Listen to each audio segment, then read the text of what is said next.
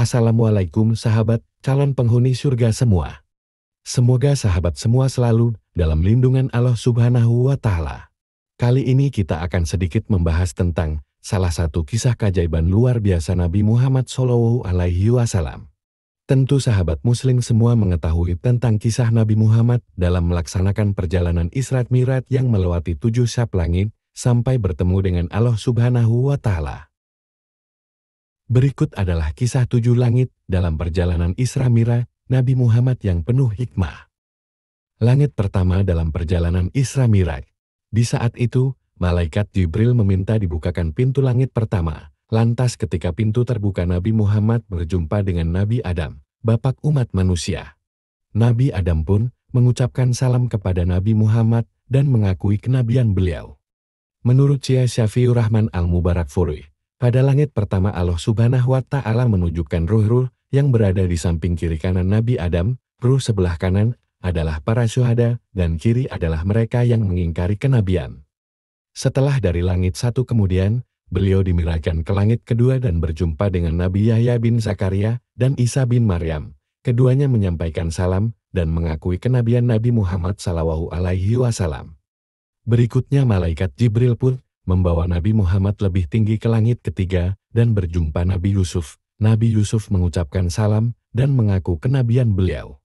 Setelah itu beliau lantas dimirajkan menuju langit keempat dan berjumpa dengan Nabi Idris. Beliau lantas memberi senyum dan memberi salam, lantas mengakui kenabian Nabi Muhammad SAW. Berlanjut ke langit 5, di langit kelima, Nabi Muhammad berjumpa Nabi Harun bin Imran dan mengucapkan salam kepada beliau, lantas mengakui kenabian Nabi Muhammad. Berlanjut ke langit 6, Nabi Muhammad lantas dimirajkan lebih tinggi ke langit ke-6 dan berjumpa dengan Nabi Musa bin Imran. Lantas Nabi Musa mengucapkan salam dan memberi salam kepada beliau.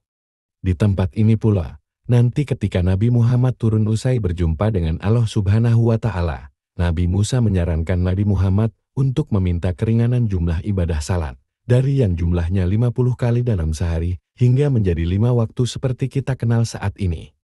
Dan yang terakhir lantas menuju langit ke-7 dan berjumpa dengan Nabi Ibrahim. Beliau mengucapkan salam dan mengakui Nabi Muhammad adalah pemimpin para nabi.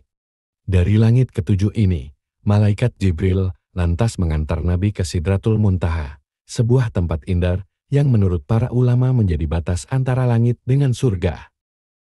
Dan sesungguhnya Muhammad telah melihat Jibril itu dalam rupanya yang asli pada waktu yang lain, yaitu di Sidratul Muntaha. Di dekatnya ada surga tempat tinggal. Muhammad melihat Jibril ketika Sidratul Muntaha diliputi oleh sesuatu yang meliputinya. Penglihatannya Muhammad tidak berpaling dari yang dilihatnya itu dan tidak pula melampauinya. Sesungguhnya dia telah melihat sebahagian tanda-tanda kekuasaan Tuhannya yang paling besar. Surat An-Najm 13-18. Demikian, terima kasih sahabat semua. Jika ada kesalahan mohon untuk dimaafkan dan jangan lupa selalu dukung channel ini. Wassalamualaikum warahmatullahi wabarakatuh.